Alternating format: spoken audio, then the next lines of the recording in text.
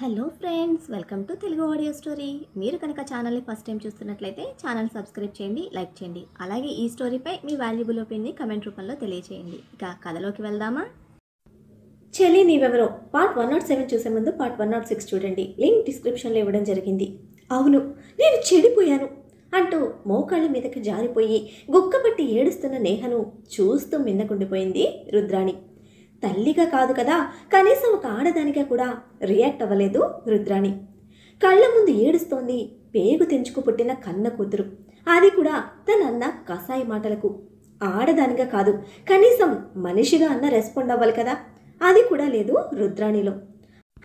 అసలు మనసు అనే పదార్థం ఈ మనిషిలో ఉందా, లేదంటే ఎండిపోయిన ఏ మానుతోనో, ఎందుకు పనికిరాని ఏ బండరాయితోనో ఈ మనిషిని ఆ బ్రహ్మదేవుడు తయారు చేశాడా అన్నట్టుగా ఉంది రుద్రాణి ప్రవర్తన. ఆడది అనుకోవడం కాదు, అసలు అది మనిషే కాదు. అలా అనుకున్న పాపం చుట్టుకుంటుంది. నీలాంటి మమ్మీ ఎవ్వరికి ఉండకూడదు మమ్మీ అంటూ నిస్సహాయంగా ఏడుస్తున్న కూతురి ముందు నిలబడలేక గిల్టీ ఫీలింగ్ వచ్చి వాష్రూమ్లోకి వెళ్ళి దడాలన డోర్ క్లోజ్ చేసుకుంది రుద్రాణి.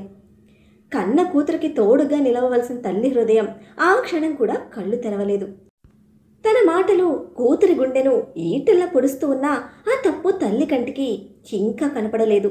చిచి, ఏదో చేయబోయి ఆవేశంలో ఇంకేదో అంటే అది కుళ్ళి కుళ్ళి ఏడుస్తోంది. నేనన్నానని ఏడవటం తప్ప నా బాధ పట్టదు దీనికి. దీని బుర్ర ఎప్పుడు సరిగా పనిచేసిందని, ఇప్పుడు పని చేయడానికి కొత్తగా, నన్ను అర్థం చేసుకోవడానికి అని పళ్ళు నూరుతున్న రుద్రాణి మెదడు ఉదయం మీదకు మళ్ళింది. వాడు ప్రేమించాడు అంటే ప్లాన్ చేసి నా కూతురుతో పడుకున్నాడా? అలా చేస్తే అటు రానాకు అడ్డు తొలుగుతుంది, ఇటు వీడికి ఆస్తి దక్కుతుంది అని తన తప్పుడు బుద్ధితో ఇంకా వంకర టింకరగా చెత్తగా ఆలోచనలు చేస్తూనే ఉంది రుద్రాణి. అవును, అదే నిజం. అందుకే వాడు ఇంతకు తెగించాడు. దీని వెనక ఖచ్చితంగా రాణా సపోర్ట్ కూడా ఉండే ఉంటుంది. వాడు చెప్పకుండా వీడు ఏది చేయడు. నా కూతుర్ని ఇంతగా ఏడిపిస్తున్న వాళ్ళు మట్టి కొట్టుకుపోతారు అని కుళ్ళబెట్టుకున్న కడుపు మంటతో కసిగా శాపనార్థాలు పెడుతున్న రుద్రానికి ఆ క్షణం తెలియదు తన పాపం పండుతుందని, తన పాపాలకు తన కన్న కొడుకే చితి పేర్చాడని, ప్రస్తుతం రాణా చేతిలో చావు దెబ్బలు తింటూ చావు కేకలు పెడుతున్నాడని. అమృత, నీకెప్పటి నుంచి తెలుసు? చీకటిలో చల్లగాలికి సన్నగా కదులుతున్న పచ్చికను చూస్తూ సూటిగా ప్రశ్నించాడు వికాస్. ప్రేమ గురించి అడుగుతాడు అనుకున్న అన్న డిటెక్టివ్ లాగా ఎంక్వైరీ మొదలు పెట్టేసరికి తడబడిన నిశాంత్, సారీ అన్నయ్య, నీకు అమ్మకి అబద్ధం చెప్పాను అంటూ తలదించాడు. ఎంతకాలం నుంచి నిజాలు దాస్తున్నావు? ఈసారి స్ట్రైట్గా నిశాంత్ని చూస్తూనే సీరియస్గా అడిగాడు. నా కాలేజ్ టైం నుండి అని దాపరికం లేకుండా అసలు మాట చెప్పి, అమృత హాస్టల్ దగ్గరలోనే మా హాస్టల్, పార్ట్ టైం జాబ్ చేసుకుంటున్న తను అనుకోకుండా నాకు పరిచయమైంది. ఆ పరిచయం తను స్నేహంగా తీసుకుంది. నేను ప్రాణం కన్నా ఎక్కువగా ప్రేమించాను. మధ్యలో రాణా గారు వచ్చారు. ఆ తర్వాతది నీకు తెలుసు. కొచ్చిలో జాబ్ వచ్చాక నేను వెళ్ళి జాయిన్ అయ్యాను. అప్పటి వరకు అమృత విషయం తప్ప అంతా నీకు తెలుసు. బట్ అక్కడికి వెళ్ళాక అమృతని మర్చిపోలేకపోయాను. ఒకసారి చూద్దామని తిరిగి వచ్చిన నాకు ఇక్కడ ఏవేవో జరిగిపోయాయి అని తెలిసి ఇక నేను తిరిగి వెళ్ళలేక ఇక్కడే ఉండిపోయాను. అమృత గురించి తెలుసుకోవడానికి చాలా ప్రయత్నాలు చేశాను. అందులో నేహ కూడా ఒక భాగమే అని తన సైడ్ స్టోరీ మొత్తం ఎక్కడ వివేక్ పేరు కూడా వాడకుండా తన తప్పు కనపడకుండా చెప్పాడు నిశాంత్. రాణా గారికి అంతా చెప్పేశానన్నయ్య. ఆయన దగ్గర నిజం దాయడం కరెక్ట్ అనిపించలేదు. అమృత ఇష్ట ప్రకారం చేస్తానని మాటిచ్చారు అంటూ ముగించాడు నిశాంత్. వికాస్ నుంచి ఎటువంటి రెస్పాన్స్ లేదు. కనీసం తమ్ముడిని తిరిగి చూడని కూడా లేదు. వాడు చెప్పిన దాని గురించే తీవ్రంగా ఆలోచిస్తున్న వికాస్ ఫేస్ ఉండడానికి ప్రశాంతంగానే ఉంది, కానీ అతనిలో అమృత సైడ్ నుంచి కొన్ని ప్రశ్నలు కదులుతూ ఉన్నాయి. బట్ వికాస్ మౌనం మాత్రం నిశాంత్ని కలవరపెడుతోంది. అన్నయ్య ప్లీజ్ ఏదో ఒకటి మాట్లాడు అని చిన్నగా పిలిచిన నిశాంత్ను ప్రశాంతమైన కళ్ళతో చాలా నార్మల్గా చూశాడు. ఆ చూపులో కోపం లేదు. అలా అని తమ్ముడిని సమర్థించే ఆలోచన లేదు. రిలేషన్స్కి అంత త్వరగా కనెక్ట్ అవ్వడు నిశాంత్. అటువంటి తమ్ముడిని ఎప్పుడూ ఒక కంట కనిపెట్టుకుని జాగ్రత్తగా ఉంటాడు వికాస్. అటువంటి వాడు ఇప్పుడు ఒక అమ్మాయిని ప్రాణం కన్నా ఎక్కువగా ప్రేమిస్తున్నాను అంటే ఖండించే ఆలోచన లేదు వికాస్కి. అంతా తెలిసి కూడా కొట్టకుండా తిట్టకుండా రాణా ఇచ్చిన మాట గురించి ఆలోచిస్తున్న అతనిలో ఏవేవో అనుమానాలు మొదలయ్యాయి. నేహను యూజ్ చేసుకుని అమృతకు దగ్గర అవ్వాలన్న నిశాంత్ ఆలోచన, ఆచరణ రెండూ వికాస్కి నచ్చలేదు. అట్ ద సేమ్ టైం జరిగిపోయిన దాని గురించి ఇప్పుడు తమ్ముడిని నిందించే ఆలోచన కూడా లేదు అతనిలో. అన్నయ్య ఏదో ఒకటి చెప్పు అని టెన్షన్తో ఉండబట్టలేక మళ్ళీ కదిపాడు నిశాంత్. నీకు జాబ్ వచ్చింది అని చెప్తూ ఆగిపోయిన వికాస్ సన్నటి నవ్వుతో తల చిన్నగా పంకించి, కాదు, నువ్వు ఇంటర్వ్యూ వరకు వెళ్ళింది నేహ రెఫరెన్స్ వలన, బట్ నీకు జాబ్ వచ్చింది. ఇప్పుడు నువ్వు జాబ్లో ఉన్నది కేవలం అమృత వలన. మిస్యూజ్ చేసుకోకుండా జాబ్ మీద ఫోకస్ చేయి. అమృత మీద నీకున్న ఆశలు దారి మళ్ళనివ్వకు అని అడ్వైస్ చేసేసరికి నిశాంత్ మొహం మాడిపోయింది. నేను నమ్మినా నువ్వు నమ్మకపోయినా నీకన్నా double talented Chaitra. Company secret locks, loop హోల్స్తో సహా మొత్తం తెలుసు దానికి. అటువంటి చైత్ర ప్లేస్లో నువ్వు ఉన్నావు అన్నప్పుడే నాకెందుకో అనుమానం వచ్చింది. అది ఇప్పుడు క్లియర్ అయింది. జాబ్ చేస్తున్నాను అని నువ్వు అనుకుంటున్నావు, బట్ అది నిజానికి నిజం కాదు. నీకు శాలరీ పే చేస్తూ నిన్ను టెస్ట్ చేస్తూ ఉన్నాడు రాణా. తనకు నచ్చితేనే అమృత జీవితంలోకి నువ్వు ఎంటర్ అవుతావు. అమృత లైఫ్కి రాణా చేతిలో ఉంది. అండ్ ఇది కూడా చెప్తున్నాను, బహుశా నీకు నచ్చకపోవచ్చు. అమృతకు నీ మీద ఎటువంటి ఒపీనియన్ లేదు. నీ మీద ఫ్రెండ్ అన్న ఒక ఫీలింగ్ ఉంది తప్ప కనీసం నలుగురిలో నిన్ను పలకరించే ధైర్యం కూడా తనకి లేదు. మొత్తం రాణా చేతిలోనే ఉంది. వాడిని ఇంప్రెస్ చేయాలని అస్సలు ట్రై చేయకు, మొత్తానికే తేడా వస్తుంది. నీ వర్క్ నువ్వు సిన్సియర్గా చేసుకో అని అన్నాడు. ఉన్నది ఉన్నట్టుగా నిక్కచ్చిగా చెప్తున్న అన్న మాటల్లో తనకి ఫేవర్గా ఒక్క మాట కూడా లేకపోయేసరికి నిశాంత్కి లోపల మండిపోతూ ఉంది. అన్నిటికన్నా ముఖ్యంగా తన మీద ఎటువంటి ఫీలింగ్ లేదు అని అమృత విషయంలో సర్టిఫికెట్ ఇస్తున్న అన్నను అస్సలు భరించలేకపోతున్నాడు. మౌనంగా వికాస్ నుండి దూరంగా నడిచిన నిశాంత్ ఏదో ఆలోచనలో ఉన్నట్టు అనిపించింది వికాస్కి. తన వైపు నుంచి సపోర్ట్ వస్తుంది అనుకుని ఆశ పెట్టుకున్న తమ్ముడికి తన వల్ల నిరాశ మిగిలిందని అర్థమవుతూ ఉన్నా కూడా నిజాన్ని తెలుసుకోవడం, ఆ నిజాన్ని బట్టి మన ఫ్యూచర్ని ప్లాన్ చేసుకోవడం రెండు చాలా ఇంపార్టెంట్ కనుక వికాస్ అతన్ని డిస్టర్బ్ చేయదలుచుకోలేదు. నిజాన్ని నీ దగ్గర దాచినందుకు కోపంగా ఉందా అన్నయ్య అని మాత్రమే అడిగాడు ఎటూ చూస్తూ. నువ్వు నా తమ్ముడివి, నాకన్నా చిన్నవాడివి. నువ్వు పొరపాటున తెలుసో తెలియకో ఏదైనా తప్పు చేసినా సరిదిద్దవలసిన బాధ్యత నాకుంది. నీకు నేను చెప్పింది నచ్చదు అని నాకు తెలుసు, అయినా నువ్వు తెలుసుకోవాలని చెప్పాను. ఎప్పుడో జరిగిపోయేదానికి ఇప్పుడు నీ మీద కోప్పడి ప్రయోజనం లేదు. ఇక మీదట నిజాన్ని దాయటం కానీ అబద్ధాలు చెప్పడం కానీ రెండూ చేయొద్దు. చెప్పినంత తేలిక కాదు. వాటి వల్ల ఏదైనా పొరపాటు జరిగితే సరిచేసుకోవడం.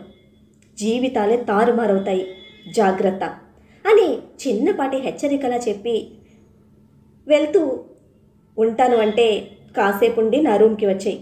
ఇక నిన్ను అడిగి విసిగించడానికి నా దగ్గర ఎటువంటి ప్రశ్నలు లేవు, క్లాస్ పీకడానికి ఎటువంటి పాయింట్స్ లేవు అని క్లారిటీ ఇచ్చి వెళ్ళిపోయాడు వికాస్.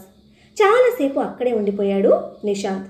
వికాస్తో మాట్లాడిన తర్వాత అమృత విషయంలో నిశాంత్కి ఫుల్ క్లారిటీ వచ్చింది. తన మీద అప్పుడు లేని ప్రేమ ఇప్పుడు అమృతలో పుట్టుకొస్తుంది అన్న నమ్మకం పూర్తిగా నశించిపోయింది అతనిలో. నువ్వు నన్ను ప్రేమించటం లేదు, అయితే నా ప్రేమ అర్థం చేసుకున్న రాణా గారు నీ విషయంలో ఈ డెసిషన్ తీసుకున్నారా? మనుషుల గురించి భయపడుతున్న నిన్ను నేను జాగ్రత్తగా చూసుకుంటానని తనకి నమ్మకం కలిగింది. అందుకే నన్ను ఇంటి వరకు రానిచ్చాడు. అందుకే నీ చేతిని నా చేతికి రేపు అందివ్వబోతున్నాడు అని బలంగా నమ్మాడు నిశాంత్. నీ ప్రేమ నాకు దక్కడం అంటే నువ్వు నాకు భార్యగా మారిన తర్వాతే అది సాధ్యమవుతుంది. రాణాకు అండ్ తన ఫ్యామిలీకి నా మీద పాజిటివ్ ఒపీనియన్ ఉంది. నా ప్రేమ మీద నమ్మకం కుదిరింది. అందుకే నీ విషయంలో నాకు ఫేవర్గా డెసిషన్ తీసుకున్నారు. ఆ తర్వాత నేను చేసిన పనులు తెలిసినా నీ మీద ప్రేమతోనే చేశానని వాళ్ళందరికీ అర్థమవుతుంది. రేపటి నుంచి నీ లైఫ్ నా సొంతమని నీకు కూడా తెలుస్తుంది అమృత. గ్రాండ్గా అందరి ముందు తెలుస్తుంది. ఆ తర్వాత నువ్వు వద్దన్నా నన్ను ప్రేమిస్తావు అని ఒక నిర్ణయానికి వచ్చి తృప్తిగా లోపలికి నడిచాడు నిశాంత్. ఒళ్ళంతా పచ్చి పుండులా కారం పూసినట్టు చురుక్కు చురుక్కుమంటూ ఉంటే స్పృహలోకి వచ్చిన వివేక్ అతి కష్టంగా చేతులు కలపడానికి ట్రై చేసి అమ్మా అని పెట్టిన గావు కేక ఆ ఓపెన్ ప్లేస్ మొత్తం డిటిఎస్ రేంజ్లో రీసౌండ్ చేస్తోంది. కళ్ళు తెరిచినంత తేలికగా లేదు. ఒంటిలోన బాడీ పార్ట్స్ కదపటం, జాయింట్స్ ఉన్నాయో ఊడాయో కూడా తెలియటం లేదు వాడికి. ఆ నొప్పుల మీద మూట కట్టి తీసుకొచ్చి పడేసిన వాడిని చూడడమే పిచ్చి కుక్కను కొట్టినట్టు కొట్టేశాడు రాణా. వాడితో మనకి పనుంది, మాట్లాడాలి, నువ్వు ఇంకా కొడితే చస్తాడు అంటూ అరుస్తున్న ఉదయ్ గొంతు వినపడుతూ ఉంటే తలకు కట్టిన గోని సంచి నుంచి మస్కగా కనిపిస్తున్న రాణా రూపం గాండ్రిస్తున్న సింహంలా కనపడింది వివేక్కి. అప్పటికే చపాతీ ముద్దల నేల మీద పడిపోయి ఉన్న వివేక్ వెన్ను మీద కాలు నిలిపి మెడ పట్టుకొని వెనక్కి లేపాడు. 2 పార్ట్స్గా విరిచేయాలన్నంత కసితో. అదుపు తప్పిన అతని కోపానికి ఇక వివేక్ ప్రాణాలు గాలిలో కలిసిపోతాయి అనగా కడుపు చించి పేగులు మెడలో వేసుకున్న నరసింహుళ్లా ఊగిపోతున్న రాణాను నడుము చుట్టి అతి కష్టంగా వెనక్కి లాగాడు వివేక్. అసలు వాడెవడో తెలియాలంటే వీడు బతికుండాలి అని అరుస్తున్న ఉదయ్ను విసురుగా తోసేసి మళ్ళీ సింహంలాగా దూకుతున్న రాణా ఆవేశానికి నిలువెల్లా వణికిపోతూ బావా నన్ను చంపొద్దు, ప్లీజ్ ప్లీజ్ నీ కాళ్ళు పట్టుకుంటాను బావా, బెగ్గింగ్ యూ, నన్ను చంపొద్దు అని మృత్యు భయంతో కేకలు పెడుతూ ఉన్నాడు వివేక్. బావా అన్న పదానికి కాలుతున్న కట్టెతో వాత పెట్టినట్టు మండిపోతూ ఉంటే అలా పిలిచినందుకు గాను వివేక్ రిబ్స్ రాణా షూకాలికి బలయ్యాయి. నవనాడులు కదిలిపోతున్న నొప్పికి ప్రాణాలన్నీ గొంతులో నిలిపి ఆర్తనాదాలు పెడుతున్న వాడి తల అమాంతం పట్టి పైకి లేపి గోని సంచిలో ఉన్న వాడి ముక్కు మీద ఫోర్స్గా ఒక పంచిచ్చి బావ మరిది అంటే నా బాగు కోరేవాడురా, నా వెనక గోతులు తీసేవాడు కాదు.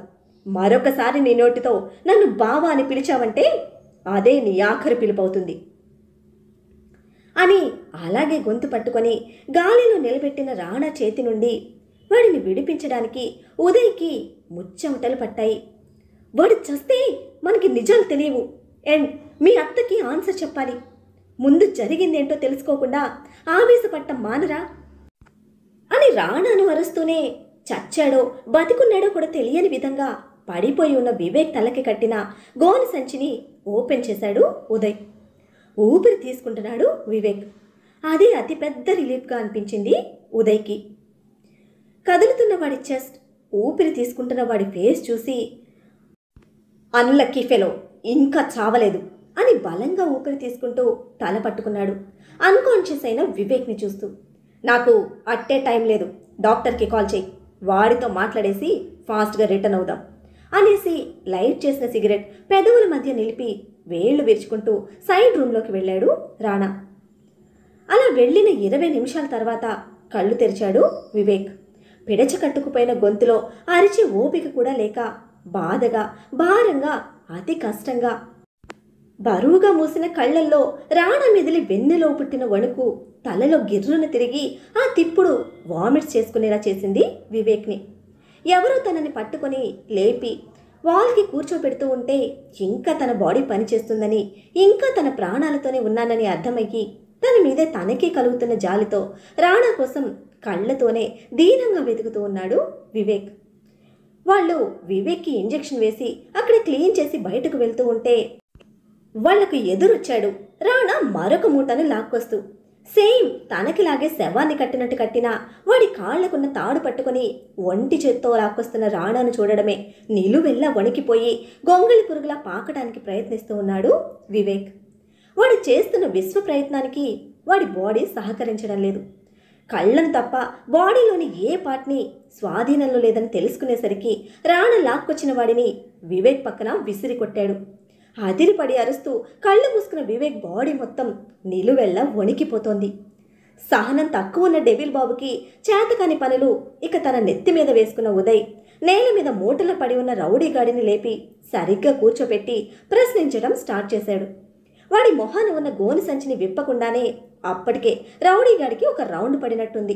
కమ్మిలిపోయిన వాడి ఒంటిని చూసి తన ఒంటిని చూసుకున్న వివేక్కి గుర్తుపట్టలేని విధంగా రంగు మారిపోయిన తన బాడీ కలర్కి తల ఎత్తి రాణను చూసే ధైర్యం కూడా లేక వణుకుతూ ఉన్నాడు.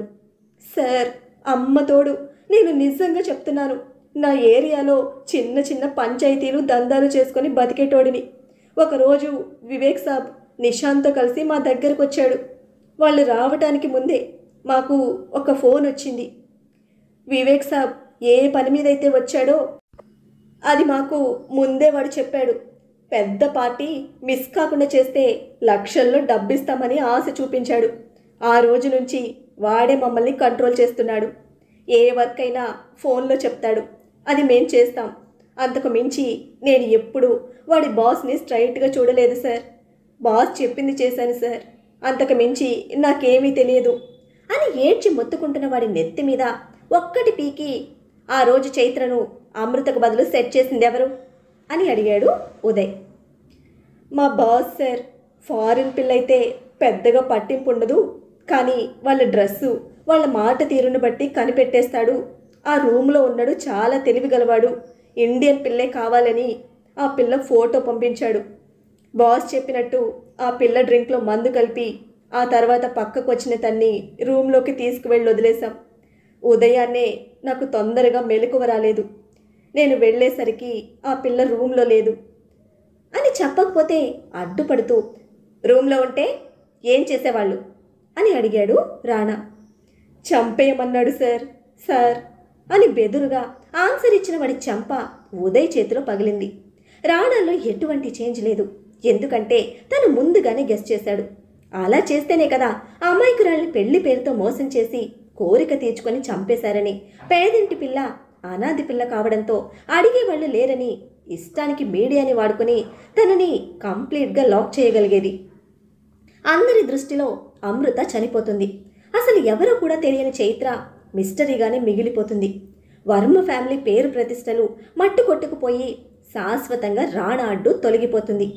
ఆ రోజు చైత్రకు మెలకువ వచ్చి త్వరగా వెళ్ళిపోవడం వల్లే ఈ రోజు తిరిగి తన జీవితంలోకి వసంతం చిగురించింది. తలుచుకుంటేనే ఒళ్ళు గగురు పొడుస్తున్న వాడి ప్లాన్ వింటున్న వివేక్ గుండె ఒక్కసారిగా జారిపోయినట్టయింది. తనకి తెలియకుండానే తన స్వార్థం కోసం ఎంతటి అగాధంలో కూరుకుపోయాడో, ఎంతమందిని ఉసురు పెట్టాడో రౌడీగడి మాటల్లో వింటూ ఉంటేనే రాణా గురించిన భయం పోయి పశ్చాత్తాపంతో కన్నీళ్లు మొదలయ్యాయి. నన్ను రమ్మంటే వెళ్ళాను సార్. ఇంటి వెనక డోర్ దగ్గర నన్నుంచి వాడే లోపలికి వెళ్ళాడు. కాసేపటికి డోర్ తీసి నన్ను లోపలికి రమ్మన్నాడు.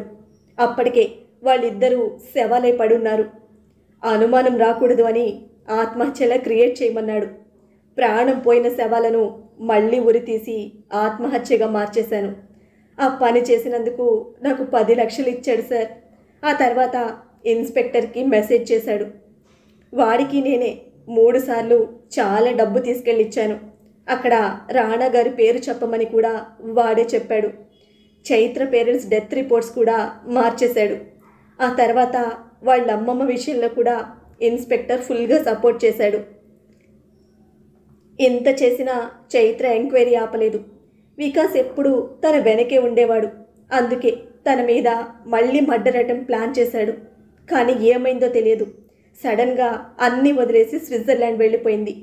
మళ్ళీ తను ఇండియాకి తిరిగి వచ్చి రాణా కంపెనీలో జాయిన్ అయ్యే వరకు మాకు తన గురించి తెలియలేదు. భయపడి పారిపోయిందనుకున్నాం, అందుకే వదిలేశాం. తను తిరిగి రావడంతో మా ప్లాన్ మొత్తం పాడైంది. ఇక తప్పక అమృతను కూడా వదిలేశాడు. కొన ఊపిరితో ఉన్న అమృతను హాస్పిటల్లో వదలమని నన్నే పంపాడు సార్.